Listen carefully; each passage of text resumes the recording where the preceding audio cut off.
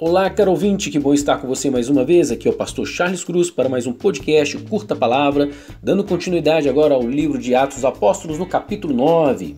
Nós vamos perceber que Saulo estava com sangue nos olhos contra os discípulos de Cristo, ou seja, contra a igreja.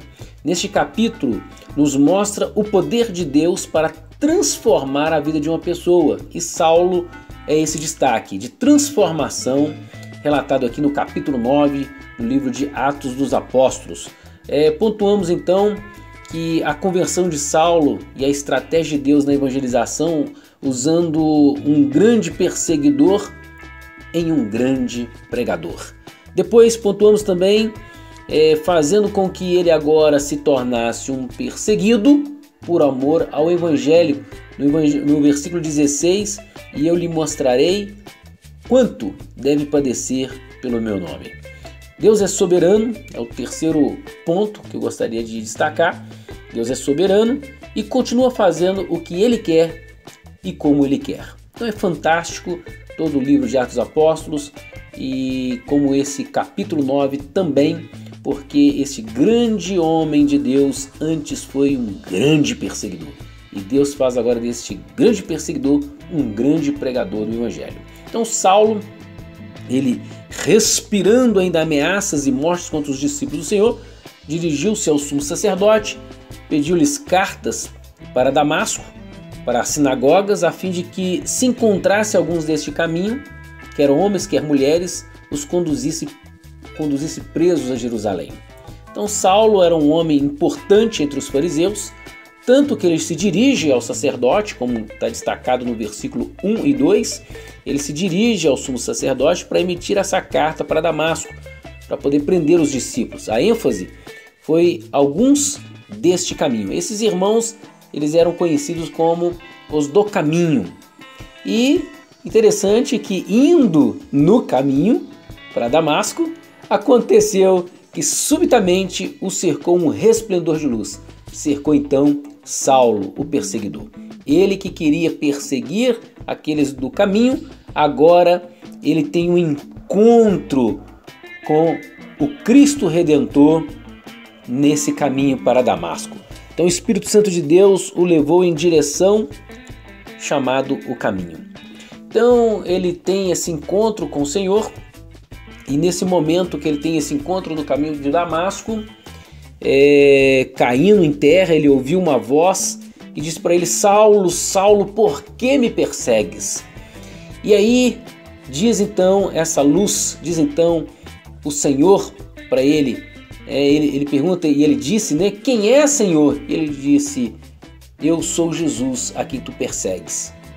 Duro é para ti recalcitar contra os aguilhões. Recalcitar no dicionário é opor-se ou resistir obstinadamente ao controle de alguma autoridade, rebelar-se contra alguma autoridade. E aí o Senhor Jesus diz para ele: olha, duro é para ti recalcitar, duro é para ti se opor, resistir obstinadamente, como ele estava tentando fazer. E quando o Senhor fala para ele que duro é para ti recalcitar contra os aguilhões, aguilhões são varas com pontas de ferro afiada. Então, isso me faz lembrar de um ditado popular que diz muitas vezes que a pessoa está dando soco em ponta de faca. Terrível isso aí, só de imaginar.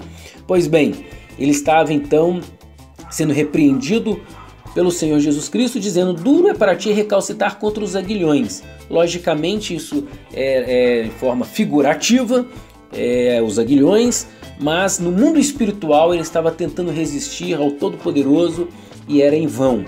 O Senhor então o encontra e ele tremendo, ele atônico, ele diz: Senhor, que queres que eu te faça? E aí o Senhor disse para ele: levanta-te, entra na cidade e lá te será dito o que te convém fazer. E assim ele fez.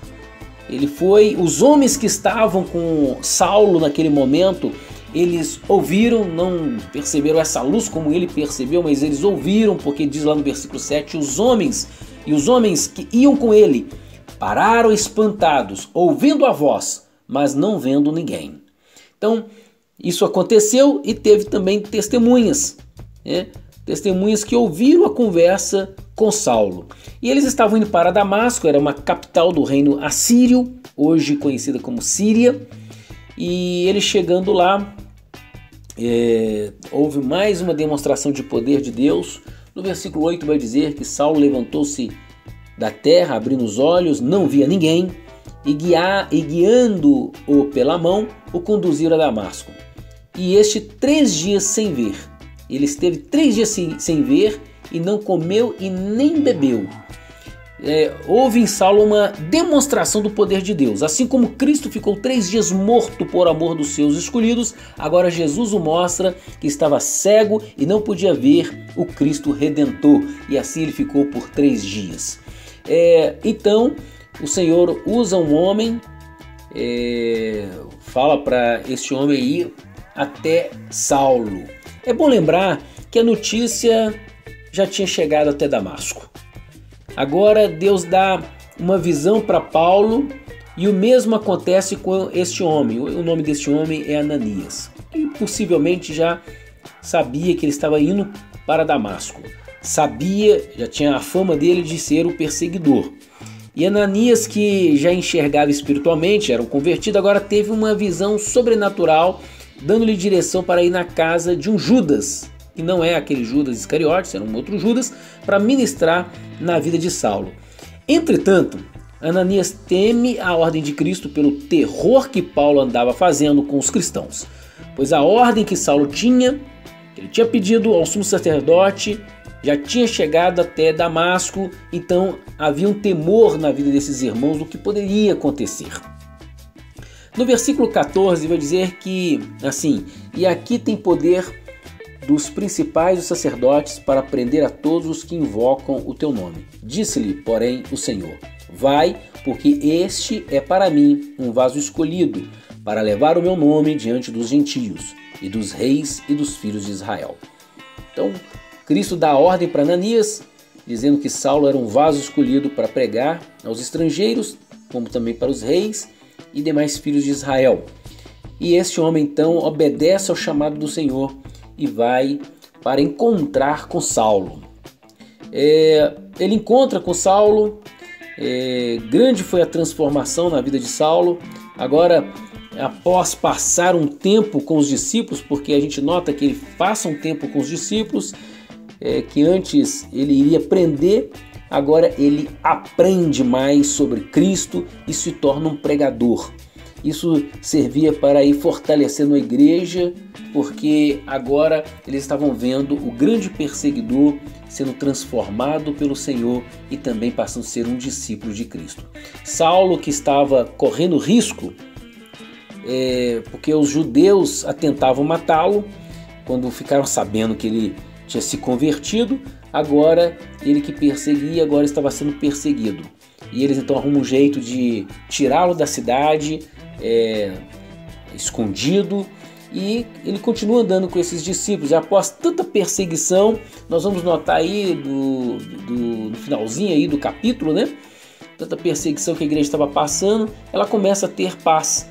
A multiplicação e edificação da igreja pode custar caro, mas ao amanhecer lhe vem a paz. E isso aconteceu. Veio um tempo de bonança, um tempo de tranquilidade, conforme diz no versículo 31. Assim, pois, as igrejas em toda a Judéia e Galiléia e Samaria tinham paz e eram edificadas e se multiplicavam, andando no temor do Senhor e consolação do Espírito Santo de Deus. E foi também acontecendo mais milagres. Um outro milagre que aconteceu, ou posso dizer outros milagres, né, pelo menos destacado aqui no capítulo, foi o milagre do Senhor curando Enéas e também ressuscitando uma mulher, Tabita. No versículo 33 vai falar acerca desse homem que chamava Enéas, estava numa cama, já havia 8 anos, estava paralítico, e Pedro então vai até ele e Pedro lhe disse: Enéas, Jesus Cristo te dá saúde, levanta-te, faz a tua cama. E logo ele se levantou, foi curado, e todos puderam ver, aqueles que estavam ali presentes, os que habitavam em Lida, em Sarona, os quais se converteram também ao Senhor. Depois nós vamos ver um outro milagre que é o milagre em Jope, né?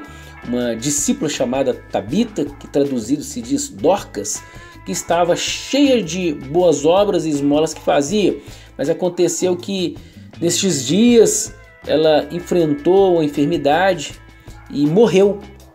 E tendo ela lavado e depositado num quarto alto, como Lida era perto de Jope, ouvindo os discípulos que Pedro estava ali, eles mandaram 2 homens, rogando para ele que não se demorasse em vir ter com eles.